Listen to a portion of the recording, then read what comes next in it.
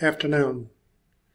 Over 50 things I found in Scripture that happen at the moment one becomes a Christian, at the moment of faith alone in Christ alone. Let's take a look at that. Here's the opening page of the website, BibleStudyManuals.net. Click on it. Letter B. Scroll on down to believer, looking for believers standing in God or in Christ.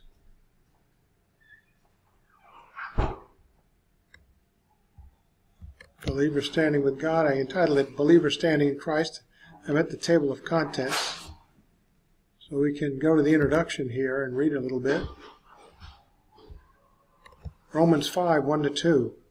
Therefore, since we have just been justified through faith, we have peace with God through our Lord Jesus Christ, through whom we have gained access by faith into this grace in which we now stand, and we rejoice in the hope of the glory of God. The phrase, into this grace in which we now stand, we can compare that to what Ephesians 1:3 says and conclude. Ephesians 1:3, praise be to the God and Father of our Lord Jesus Christ, who has blessed us in the heavenly realms with every spiritual blessing in Christ. Since it is all believers who are in view in the aorist past tense participle, it's a verb of one of completed action in the past. And since all believers are blessed with every spiritual blessing, and let me scroll back up, and since this encompasses believers of all levels of maturity and length of time as believers, then all believers must have received such blessings in total at the point that they became believers, leaving no further times when additional spiritual gifts or blessings are to be received.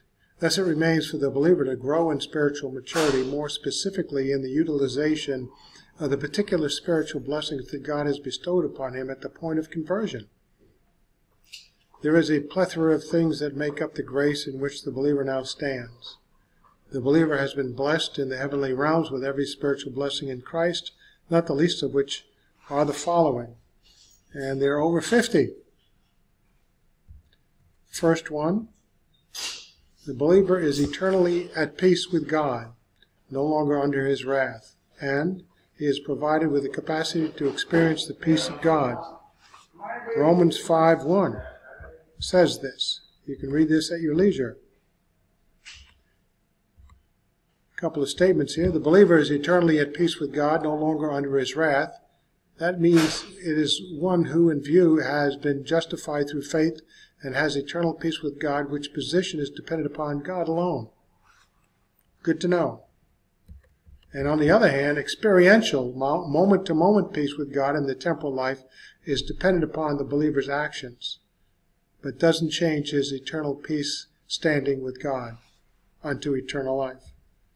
Take a look at these passages.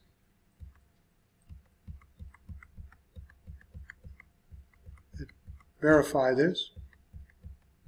Conclusion, eternal peace with God was forever settled for the believer at the cross.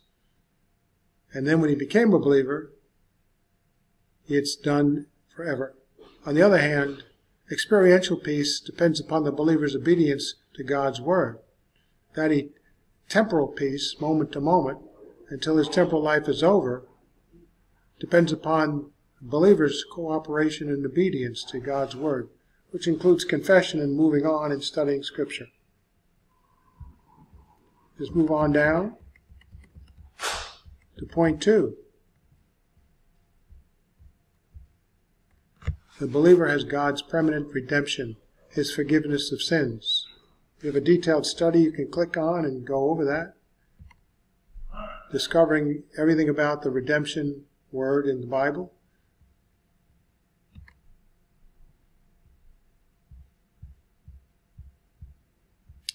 A little synopsis of it here. Now 3, the believer is completely reconciled to God. Reconciliation is the study here you can click on. Get every detail.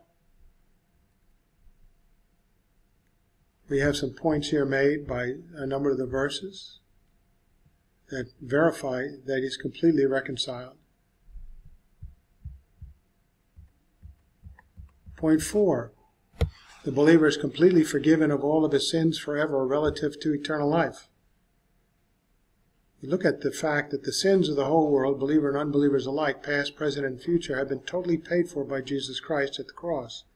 No more sacrifice for sins, no more payment is left for anyone to make.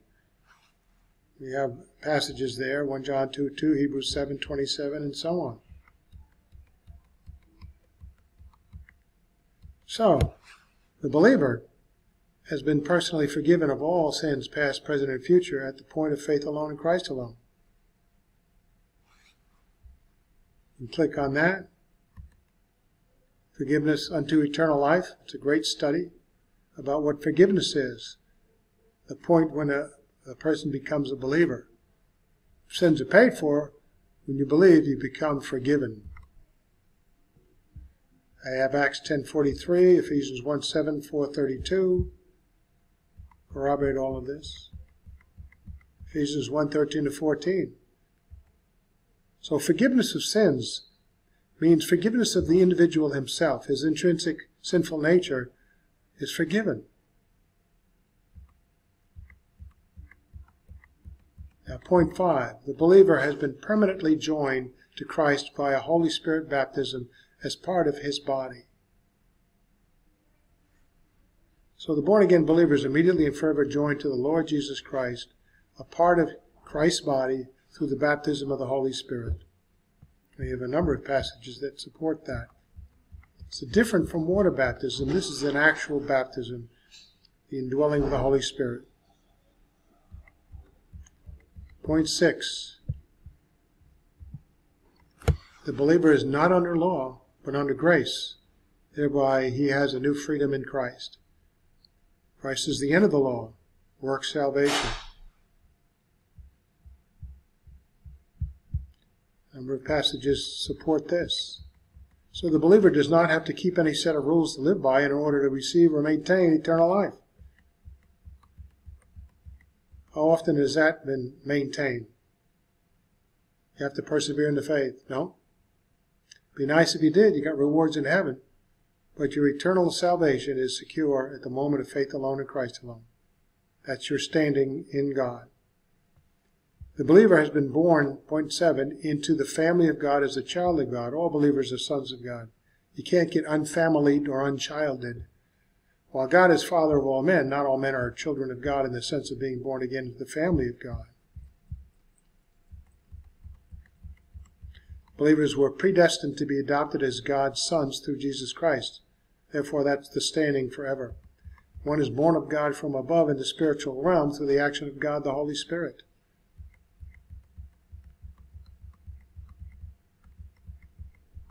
A number of passages support this. So all believers are children of God forever. Point 8. The believer himself in his service to the Lord is now acceptable to God.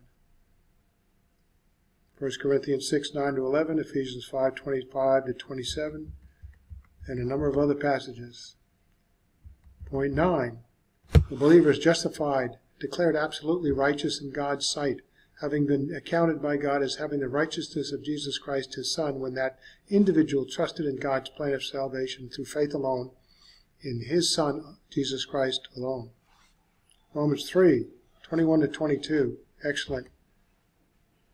Compare this to Philippians 3:8-9, excellent. Romans 5:8-9, 2 Corinthians 5:21, no doubt. Point 10. Believers who were formerly without God have been brought near to God in position with the capacity to experience this nearness to Him in their mortal lives moment to moment. In position, they've been brought near to God unto eternal life, and they can exercise that position moment to moment in their temporal lives. Believers have been brought to God in position, as it says in Ephesians 2:4-6, Ephesians 2:11-13. But believers have also been provided with the capacity to experience nearness to God in their mortal lifetimes.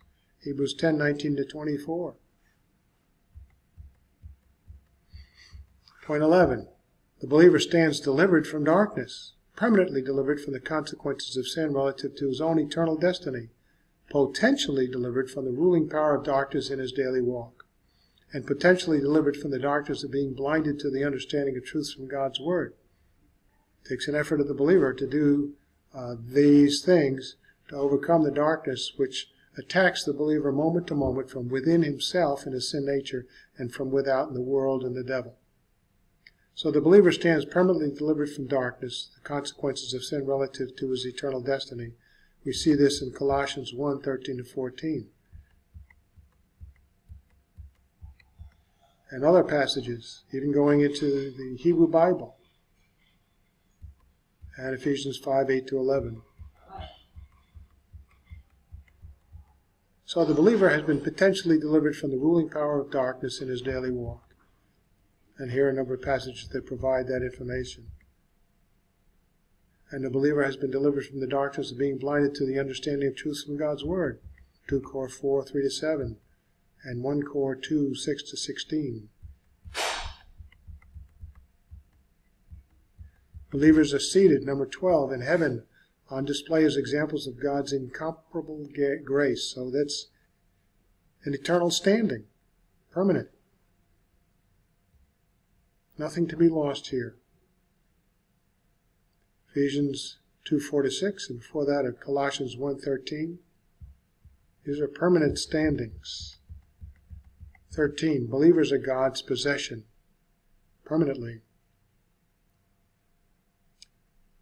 And number 14, the believer has been given as a gift to our Lord by God the Father. Amazing. 15, believers of the church age have a unique priesthood, their own private priesthood directly before God. 1 Peter 2:9, Revelation 1:5-6, Hebrews 10:19. And even though still on the earth, in their mortal bodies, believers immediately, at the point of faith alone in Christ alone, become citizens of heaven. Philippians 3:20, Ephesians 2:4-7, and so on. Point 17, believers will reflect the glory of God. Romans 8:18 and 30, Colossians 3:4, Philippians 3:20-21. Point 18, believers immediately have direct access to God. Romans 5:1-2, Ephesians 2:18, 1 Cor 2:9-10, and so on. 19, believers stand to receive an eternal inheritance. They are heirs of God and co-heirs with Christ. Now, their co-heirship depends upon additional eternal rewards, depends upon their being faithful in this temporal life. But nevertheless, they co-heir with something as they get to heaven. All individuals immediately receive possession of eternal life and are saved when they believe. Just take John 3:16 and examine it point for point. When you have eternal life, you have it forever. You can't have it for 10 years, it would be 10-year life. Ephesians 2:8-9.